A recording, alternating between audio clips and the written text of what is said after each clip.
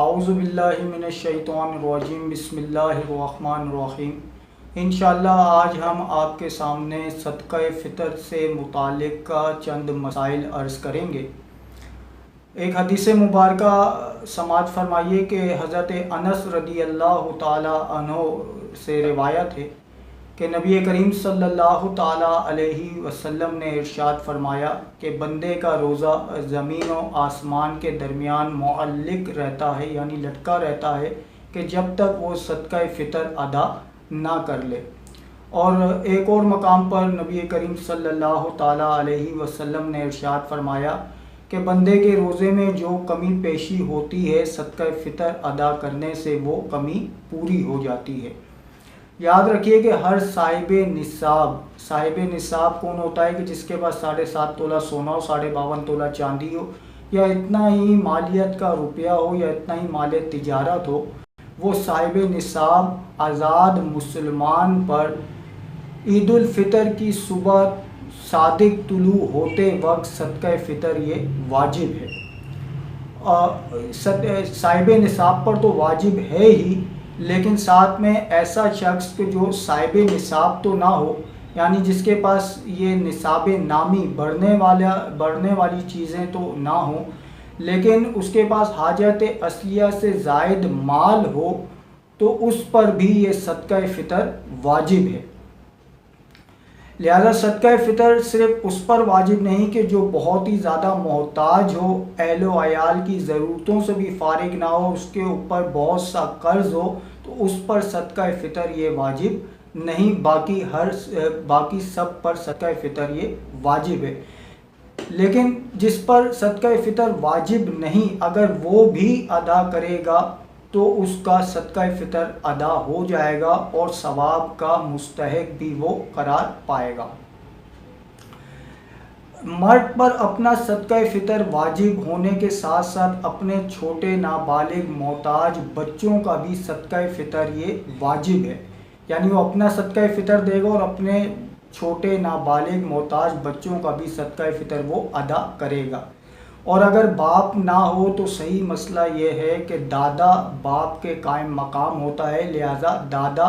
پھر جو ہے وہ بچوں کا، چھوٹے نابالغ محتاج بچوں کا صدقہ فطر ادا کرے گا۔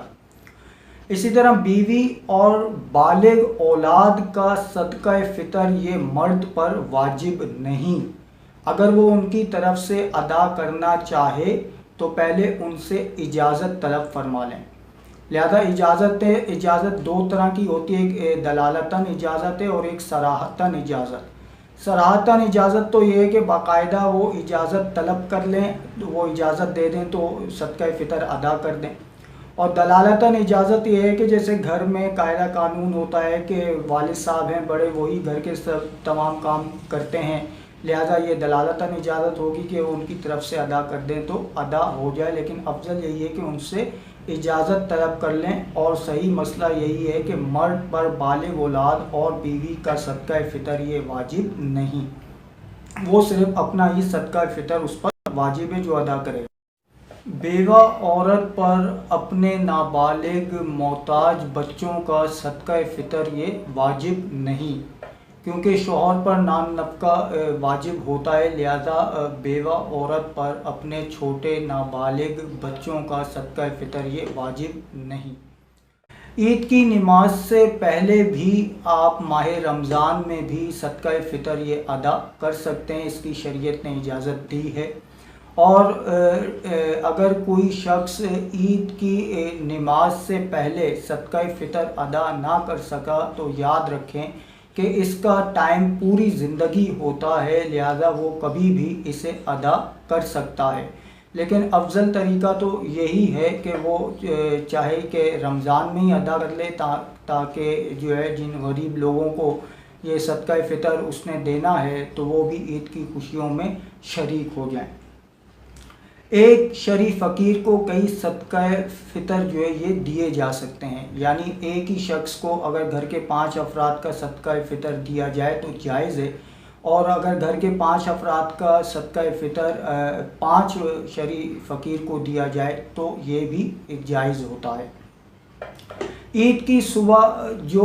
بچہ پیدا ہوا یاد رکھیں کہ اس پر بھی صدقہ فطر یہ واجب ہے، اور عید کی صبح صادق سے پہلے جو شخص مر گیا اس پر صدقہ فطر یہ واجب نہیں۔ یاد رکھیے کہ صدقہ فطر ہر اس شریف فقیر کو دیا جا سکتا ہے کہ جس کو زکوٰۃ دی جا سکتی ہے، اور جس کو زکوٰۃ نہیں دی جا سکتی اس کو صدقہ فطر بھی نہیں دیا جا سکتا۔ لہذا مسجد میں بھی آپ براہ راست جو ہے یہ صدقہ فطر نہیں دے سکتے، کیونکہ اس میں بھی مالک بنانا شرط ہے۔ لہذا مسجد مالک بننے کی صلاحیت نہیں رکھتی، تو اس لیے براہ راست آپ مسجد میں بھی صدقہ فطر نہیں دے سکتے۔ اسی طرح کچھ لوگ ویلفیئر ٹرسٹ والوں کو جو ہے اپنا وکیل بنا کر صدقہ فطر دے دیتے ہیں کہ آپ ہماری طرف سے یہ کسی غریب کو دے دیں، تو بہتر طریقہ تو یہی ہے، اگرچہ یہ بھی جائز ہے لیکن بہتر طریقہ یہ ہے کہ آپ خود اپنے پہلے رشتہ داروں میں دیکھیں، کوئی شریف فقیر ہو، نہیں تو اپنے محلے میں دیکھیں یا اپنے پڑوس میں دیکھیں، اگر کوئی شریف فقیر ہو تو آپ براہ راست ان کو جو ہے یہ صدقہ فطر دیجیے۔ صدقہ فطر کے لیے روزہ شرط نہیں، اگر کسی وجہ سے یا کسی بیماری کی وجہ سے، کسی عذر کی وجہ سے اس نے روزے نہیں بھی رکھے تو بھی اس شخص پر صدقہ فطر یہ واجب ہے۔ صدقہ فطر میں ابھی آپ کو بتاتا ہوں کہ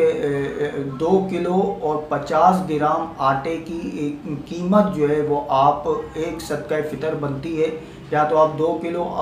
50 گرام آٹا کسی کو دے دیں، یا 2 کلو 50 گرام آٹے کی قیمت جو ہے یہ دینی ہوتی ہے۔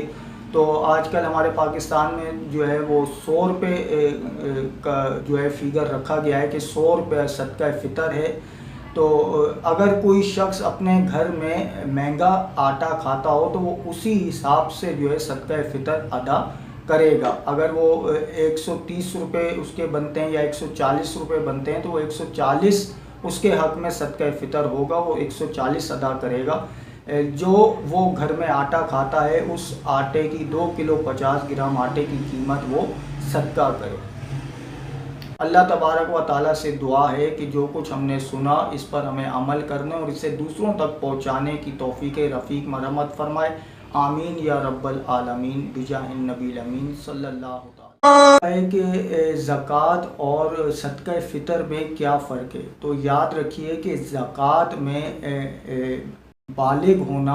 شرط ہے اور عقل والا ہونا شرط ہے، اور نصاب نامی ہونا یعنی ایسا مال کہ جو بڑھنے والا ہو، یہ چیزیں زکوٰۃ میں شرط ہیں، اور سال گزرنا یعنی اس مال پر جب سال گزر جاتا ہے تو زکوٰۃ یہ واجب ہوتی ہے۔ لہذا صدقہ فطر میں ایسا نہیں ہے، یعنی صدقہ فطر